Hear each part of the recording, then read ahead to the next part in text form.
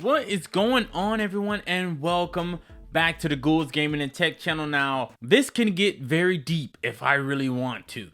Now, I'm not trying to go down the rabbit hole and pick out every little single thing. I'm trying to more so hit on the main points that most people, the average person, will notice. This is a comparison video between the Galaxy S25 Ultra and the Galaxy S24 Ultra, and basically to answer the question, should you upgrade? Is this worth upgrading? And what are the main differences? Anybody who heard about, used, research, whatever the case may be, about the Galaxy S24 Ultra, you know that this was damn near a perfect phone. This is pretty good of a phone. This was a beast of a phone. So it's like, why would you upgrade if this one was already good? Now, there's some slight differences and some major between both of these devices, but there is a difference. There's something that's different about this that this doesn't have, and vice versa. So we're gonna go through those main important things without boring you guys to death. We're gonna try to fly through it so I can get you guys from point A to point B as quick as possible without wasting any guys' time, because that's what Spidey likes right here. He's our official timekeeper and co-host on this channel, and he likes to make sure these videos are short and sweet. So, but if you're new, subscribe, why not? And if you're new or returning, hit that like button if this content is great for you, if it's useful, so on and so forth. And let's chat down in the comments below. Let's get into it. The first thing is the price. It's the same for both of these. When this originally came out, this was $12.99, and the same as this. Now, the big difference right now is that the Galaxy S25 Ultra is set at that $12.99 price, and the Galaxy S24 Ultra is set at a cheaper price. But there's a caveat. If you do so happen to have the Galaxy S25 Ultra or anything in comparison close to it, you can get between $800 and maybe $1,000 for your trade-in. So that would significantly reduce the price of this. So, for example, I'm trading in this device, the Galaxy S24 Ultra, for this. They, i.e. Samsung, are giving me $900 to about $1,000 for this to take off of this. Now, what does that mean? Instead of $12.99 for this, that already knocked me down to about $300-ish bucks before tax, at least. So that's a good reason for anybody to switch, in my opinion, from this to this. Just on the price alone, I think that is a super sweet deal. And also, it gave me $300 worth of Samsung credit to use on whatever. Now, next thing we're gonna get into is the S Pen. Now, as you can see, this one is a little bit smaller than this one, but the big difference is that the Galaxy S24 S Pen has Bluetooth enabled inside of it, and the phone is compatible for that Bluetooth. For the Galaxy S25 Ultra, this one does not have Bluetooth enabled in it. Now, what does that mean for you and I? Basically, that means that when you use this S Pen, you can still tap on the screen, draw on the screen, all that good stuff. It's the air gestures that you're missing out. So being able to swipe between media by holding this in the air and going left or right, you can't do that anymore. Being able to click this little button right here to snap photos, to pause and play and things like that, you can't do that anymore because this has no Bluetooth technology inside. Only the Galaxy S24 Ultra has that. So if that is important to you, that is something that you want to consider. Next thing on the list is the camera. So the camera has taken a significant bump up in quality. So you have a couple different megapixel options when it comes to the camera. So if you go under photo, as you can see right here, you have a few options on what you can do with your photo. So you see the options of 1, 2, 5, and 10 on the S24 Ultra. You do have 10 on here as well, but you also have 30, and you also have 100 because you have a higher megapixel camera on this one. So when it comes to your 8K and 4K and everything like that, you can still shoot 8K 60 frames on here if you really need to. But another big difference is that all the camera controls on the S24 Ultra are up here, kind of out of reach if you're using this one-handed, so you got to reach far or use two hands. But now on the S25 Ultra, all the camera options are down here, more accessible for your thumb to kind of get to them. So next thing on the list is design. Design is pretty much one of the main points, in my opinion, the most important to me and why I'm upgrading, which is the main factor why I'm upgrading. But the S24 Ultra, I like the shape of it. Do not get me wrong, but it's a little bit too boxy for me. I'd rather have what the S25 Ultra is and more rounded edges. I do switch between Samsung and Apple occasionally. I did find myself liking the Apple frame a little bit more because it's more rounded off. It is flat frames.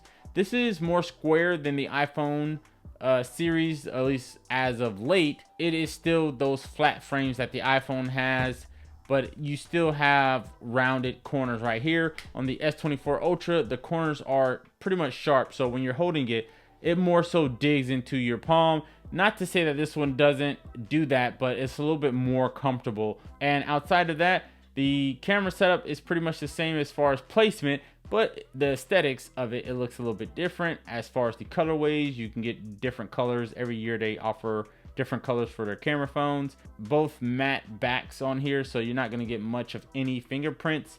They did switch up some things at the bottom, like I said. They moved the SIM tray, or the ejection port, the part that you put your SIM ejection tool in, to the other side. But outside of that, that is pretty much the same. I think the picture quality is pretty much the same. The S25 Ultra is slightly better, but not too much. But the biggest thing that I noticed with pictures, so this is what we're gonna do. We're gonna take a picture with the Galaxy S24 Ultra of Spidey. Boom, automatically detected night mode. Do this one again. Boom, detected night mode. So the main thing with these photos, as you can see right here, is the quality of them. So looks very good on the S25 Ultra. Not to say that it looks bad on the S24 Ultra, but since you have a little bit higher megapixels on the S25, it's able to capture a little bit more detail, and in my opinion, makes the colors a little bit more punchy. So hopefully I can do a good job of displaying that to you guys. One big thing with these two devices that is different is that if you go to edit, there is a new option for you. So when you go to filters down here at the bottom, now let's go to the second filter on the list. Click it again. Let's go to the third filter. Actually, here we go. So now you can adjust a lot of options in your photo that you couldn't do with the S24 Ultra. So S24 Ultra lets you only change one aspect of the photo, and basically that's how warm the photo is. But now on the S25 Ultra, and this is just software, now you can change the color temperature, the strength, contrast, saturation, film grain.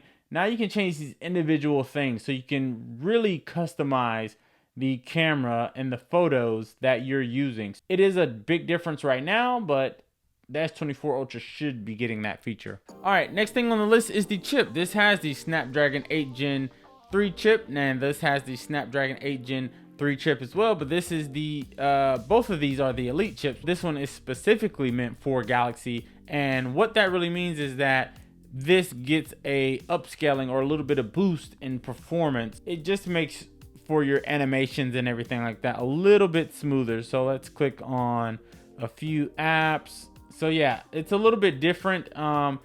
Even though both of them are running at 120 hertz at the highest, the S25 Ultra is a little bit snappier, a little bit smoother in my opinion, and the animations are a little bit different, but that's what that chip is pretty much for, is to make it a little bit faster and a little bit smoother. Next thing on the list is the AI. So this one has fully integrated One UI 7 and AI, Gemini, and all that stuff on here.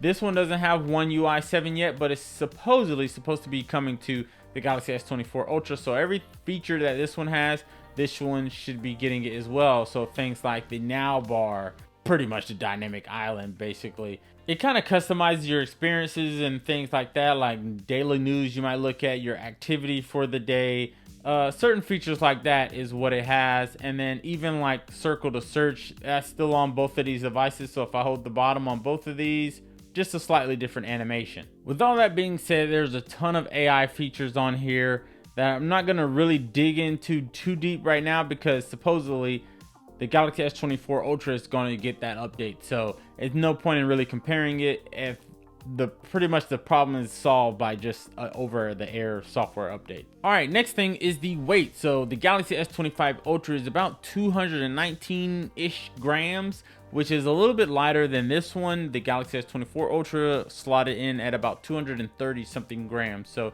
you do get a lighter phone right here. And if you're holding these next to each other, you definitely notice the difference. All right, so last but not least is the display and some of the features. And this is pretty much just from a software standpoint. Like now you have this little navigation bar, or this now bar, which is pretty much a dynamic island where you can have your music playing down here. You can get live updates for games, like sports games and things like that. You can get your weather. You can get tons of stuff that you have going on, your Spotify. You can get all that stuff here. This one doesn't have that, but again, it should get it with a software update. So if you see my navigation bar, it has the score of the game up here as well. This one does not have that. Another thing with the UI is when you go into your apps down here, now you have your search bar at the bottom with One UI 7 as opposed to at the top. Again, that's a very minor detail, but just something so you guys can know. And then lastly, with more UI stuff or software, you have more of your AI options to your top right, as opposed to on a previous software version. You do have your AI options up here, but One UI 7 gives you a little bit more and allows you to do a little bit more when you're doing circle to search, when you're doing drawing assist and things like that. Hey Google. As you can see, both of them will bring up Gemini now, and that's a whole nother story in itself, but Gemini is more integrated into the Galaxy S25 Ultra, and it's pretty much a merger between Google AI assistant or voice assistant, Bixby, and Gemini. Sounds like a crazy combo, but hey, that's just what it is right now. Those are the main differences that I see in the Galaxy S24 Ultra versus the 25 Ultra. I want to just focus on the main things that most people will notice and care about. And already Spidey's giving me the wrap it up sign. So we're going to wrap it up. Let me know what you guys think down in the comments below. Like I said, the only reason I'm upgrading, and well, I won't say the only reason, but one of the big reasons is because the deal for the trade-in for this to this is just, I could not resist that. But anyways, let me know what you guys think down in the comments below. I really appreciate it, and I will see you guys in the next one. Peace.